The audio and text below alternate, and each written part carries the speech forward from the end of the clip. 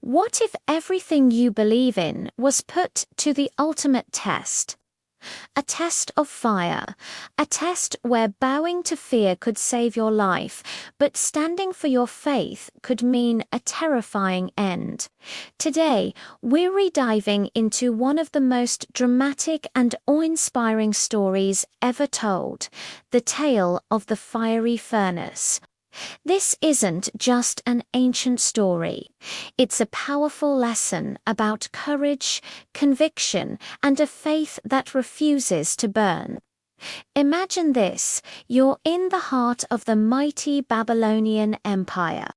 The most powerful man in the world, King Nebuchadnezzar, has just erected a colossal golden statue soaring 90 feet into the sky.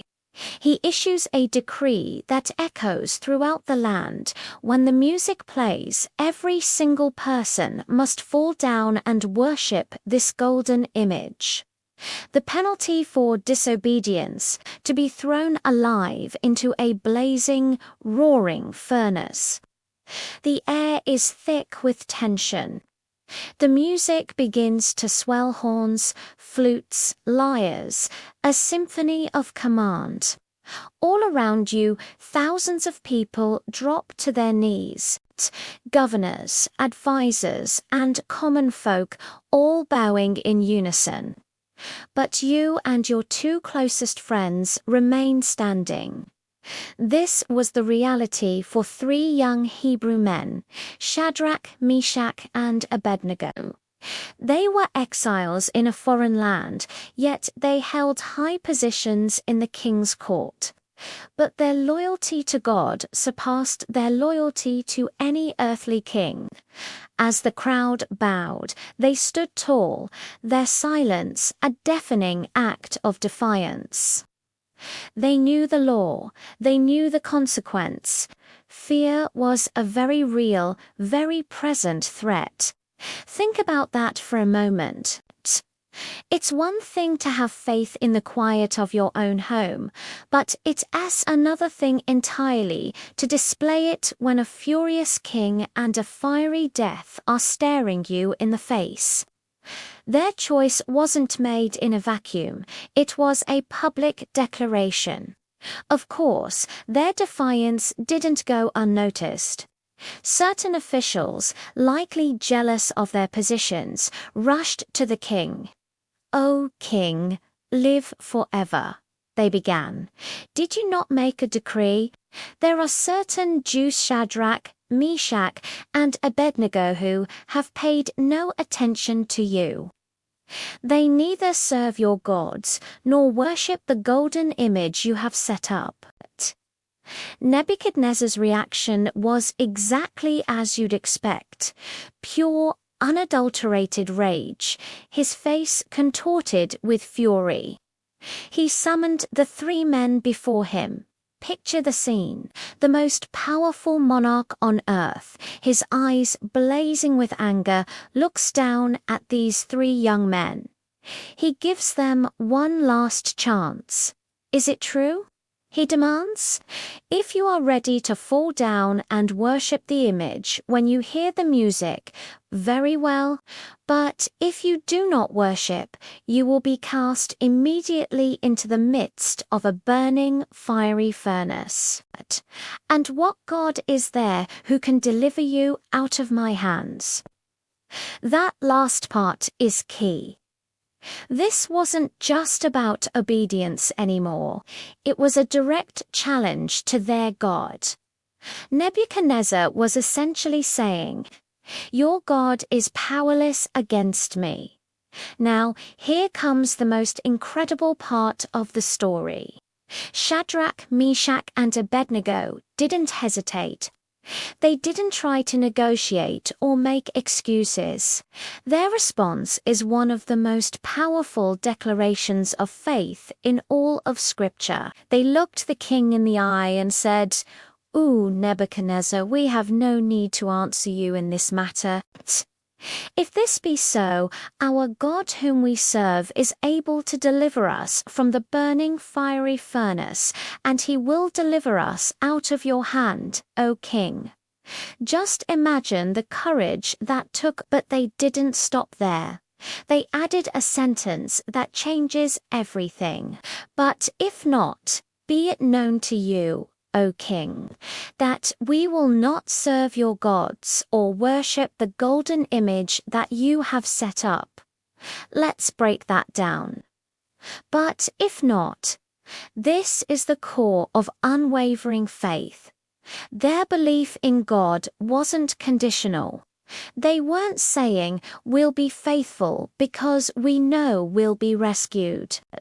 They were saying, our God is powerful enough to save us, but even if he chooses not to, our commitment to him remains unchanged. Their faith wasn't in the outcome. It was in the character of God himself. They trusted his sovereignty, whether it led to deliverance or death. They chose faithfulness over survival. How many of us can honestly say we'd have that kind of courage? When our prayers aren't answered the way we want, when the fire gets hotter, do we still stand firm? As you can imagine, this response sent Nebuchadnezzar over the edge. He was so filled with wrath that his entire demeanor changed. He commanded his men to heat the furnace 7 times hotter than usual. The fire grew so intensely hot that the flames leaped out and killed the very soldiers who were tasked with throwing the 3 men in. Think about that, the guards who were just following orders perished from the heat, while the condemned men were about to be thrown into the epicenter of the inferno. Bound and fully clothed, Shadrach, Meshach, and Abednego were cast into the heart of the fire. From a human perspective, this was the end. A tragic, brutal, and swift execution. But then the story takes a turn that no one could have predicted. King Nebuchadnezzar, who was likely watching with grim satisfaction, suddenly leaped to his feet in utter astonishment. He turned to his counselors, his voice filled with disbelief. "Did we not cast 3 men bound into the fire?" They confirmed, "True, O king." He then declared, "But I see 4 men unbound, walking in the midst of the fire, and they are not hurt, and the appearance of the 4th is like a son of the gods. 4 men, unbound, unharmed, walking freely in a furnace so hot it had killed the guards." The ropes that had bound them were burned away, but the fire hadn't touched their bodies. And the 4th figure, divine presence, an angel, a pre-incarnate appearance of Christ. Theologians have debated for centuries, was there with them. This is the ultimate promise for people of faith. Not that you won't face the fire, but that you won't face it alone. In the very place designed for their destruction, they found divine companionship and miraculous protection. The fire, intended to be an instrument of death, became the very stage for God's glory. The king, who had challenged God's power, was now face to face with undeniable proof of it. Stunned and humbled, Nebuchadnezzar approached the opening of the furnace. The man who moments ago was filled with rage now spoke with awe. "Shadrach, Meshach, and Abednego, servants of the Most High God, come out, and come here." And so they did. They walked out of the furnace in front of the assembled crowd of officials who had gathered to watch them die. Everyone crowded around, examining them. Not a hair on their heads was singed. Their clothes were not scorched. There wasn't even the smell of smoke on them. They had walked through the fire and came out completely untouched. The only things that had been destroyed were the ropes that had bound them. The fire had set them free. The impact was immediate and profound. King Nebuchadnezzar, the pagan king, the one who had demanded worship, made a new decree.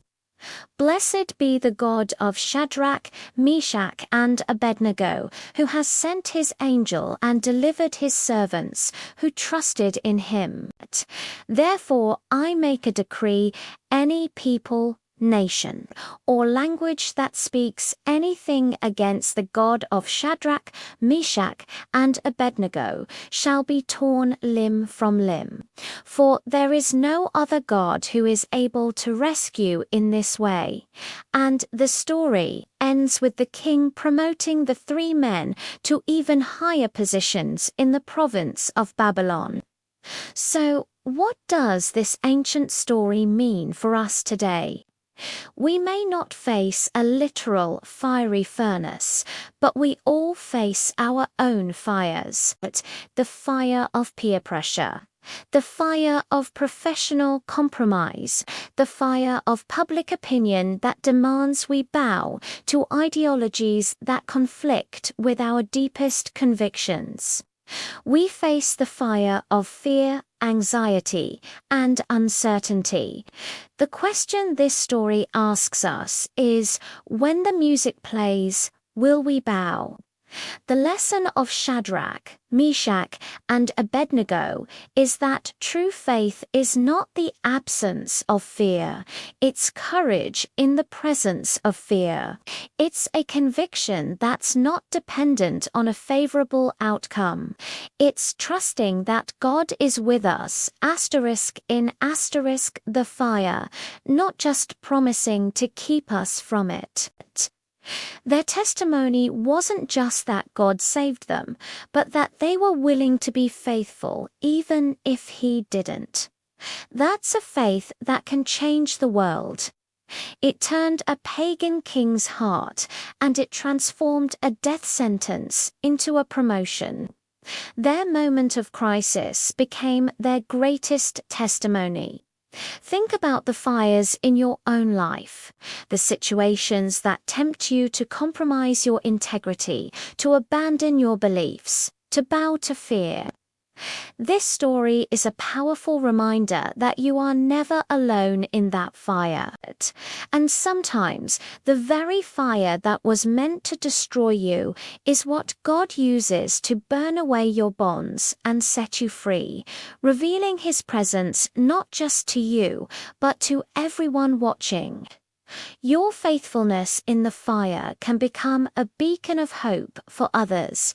Thank you so much for joining me on this deep dive into one of history's most powerful stories. If this message of courage and faith resonated with you, please hit that like button and subscribe for more content that explores these timeless truths. I'd love to hear your thoughts in the comments below. What fires have you faced, and how has faith helped you through them? Your story might be exactly what someone else needs to hear today. Thanks for watching, and we'll see you in the next video.